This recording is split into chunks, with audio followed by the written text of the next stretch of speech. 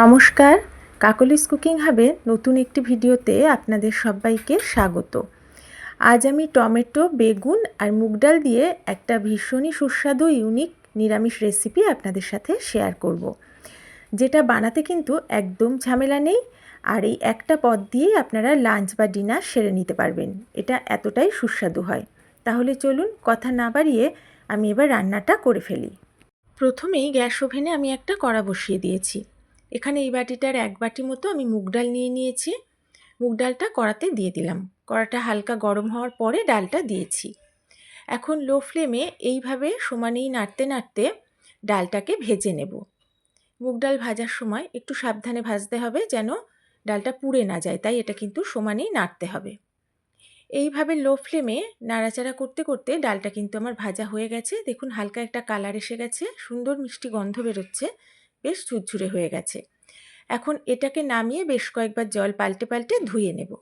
ডালটাকে বেশ কয়েকবার জল পাল্টে পাল্টে ধুয়ে নেওয়ার পর আমি বেশ খানিকটা ফ্রেশ জল দিয়ে বসিয়ে দিয়েছি সেদ্ধ হওয়ার জন্য।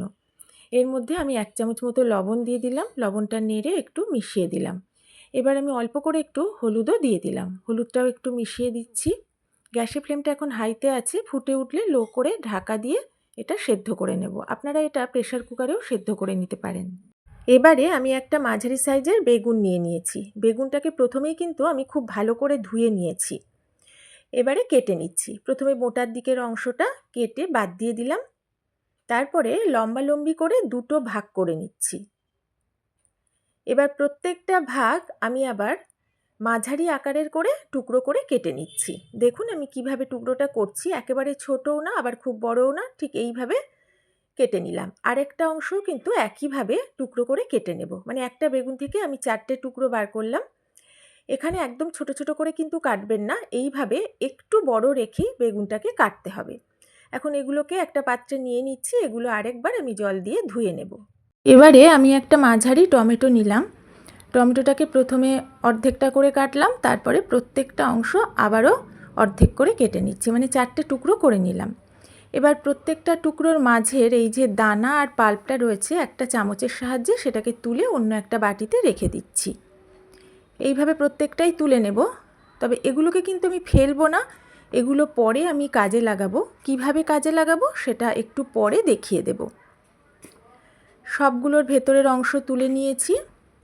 এখন টমেটোর এই যে অংশটা রয়েছে এটাকে মাঝখান থেকে আমি দুটো ভাগ করে কেটে নিচ্ছি। এটা একটু বড় করেই কাটতে হবে।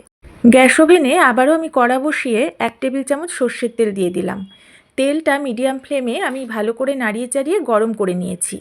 এখন এর মধ্যে 1 চিমটে মতো হলুদ দিয়ে দিলাম। হলুদটা দেওয়ার পর সাথে সাথেই নেড়ে আমি তেলের সাথে মিশিয়ে দিচ্ছি।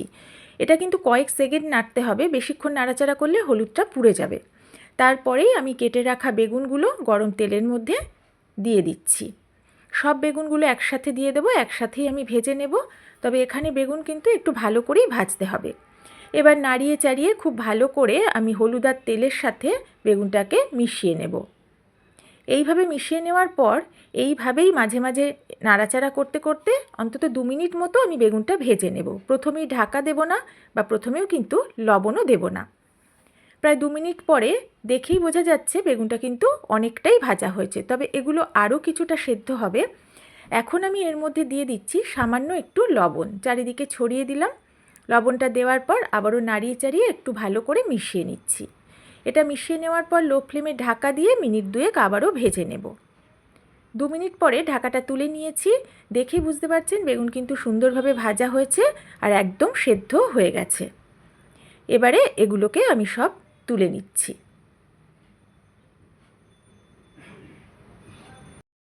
এবারে আমি একটা মশলা বানিয়ে নেব।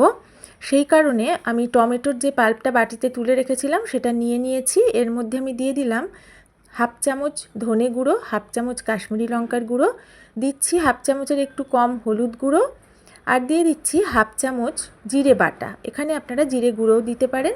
এবারে অল্প করে দিয়ে দিচ্ছি আদা বাটা।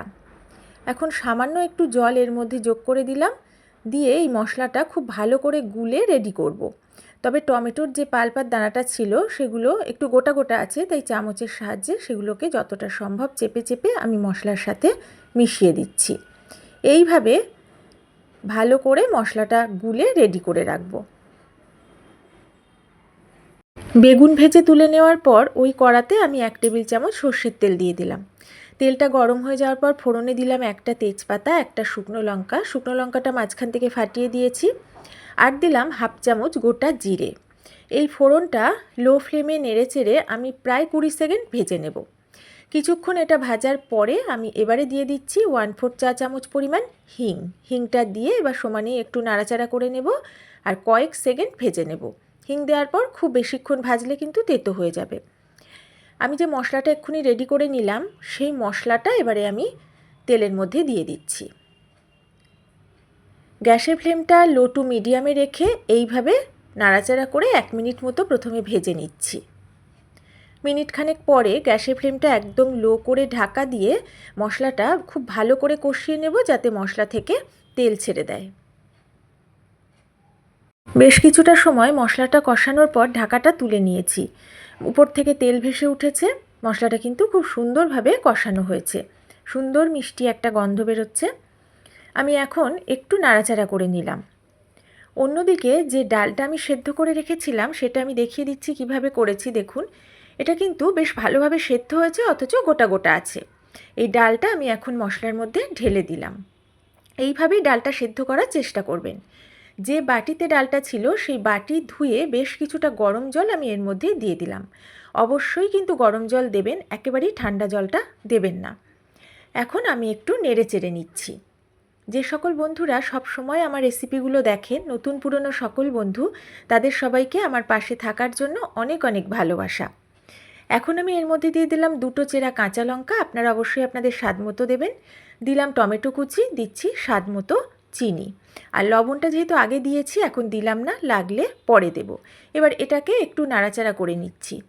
এখন হাই ফ্লেমে ডালটা একটু ফুটিয়ে নেব। প্রায় 2 মিনিট মতো ডালটা আমি ফুটিয়ে নিয়েছি। এখন আমি এর মধ্যে ভেজে রাখা বেগুনগুলো দিয়ে দিলাম। বেগুনটা কিন্তু শেষেই দিতে হবে, কারণ যেহেতু বেগুন খুব ভালো করে ভাজা, আগে থেকে দিয়ে দিলে এটা গলে একদম ডালের সাথে মিশে যাবে। বেগুনটা দেওয়ার পর আমি একটু উপর নিচ করে নাড়িয়ে দিচ্ছি। যেহেতু বেগুনটা দিয়েছি, বেগুনটা একটু সেদ্ধ হতে হবে, তাই এটাকে আরও একটু ফোটাবো। তার আগে দেখে নিলাম যে টমেটোটা সেদ্ধ হয়েছে কিনা। টমেটোটা কিন্তু একদম সেদ্ধ হয়ে গেছে। এখন আবারও মিডিয়াম টু হাই ফ্লেমে আমি মিনিট 2 ফুটিয়ে নেব। আমি স্বাদ মতো আরেকটু লবণ দিয়ে দিলাম। চেক করে দেখলাম যে একটু লবণ লাগবে। লবণটা দিয়ে একটু মিশিয়ে নিয়েছি। এখন এটা একটু ফুটে গেছে। গ্যাসের ফ্লেমটা আবার লো করে দিয়েছি। দেখুন ডালটা কতটা ঘন হয়ে গেছে। এর বেশি আর কমাবো না, কারণ নামানোর পরে এটা আরেকটু বসে যাবে। এখন আমি এর মধ্যে দিয়ে দিচ্ছি 1/2 চামচ মতো ঘি। আর আমি দেব ধনেপাতা কুচি। কিছুটা ধনেপাতা কুচিয়ে রেখেছিলাম, সেটা আমি এর উপর থেকে দিয়ে দিলাম। যদি ধনেপাতা বাড়িতে না থাকে তাহলে এটা স্কিপ করে দেবেন, তাতেও কোনো সমস্যা নেই। এখন ঘি আর ধনেপাতা কুচি আলতোভাবে একটু উপর নিচ করে নাড়িয়ে মিশিয়ে নিচ্ছি।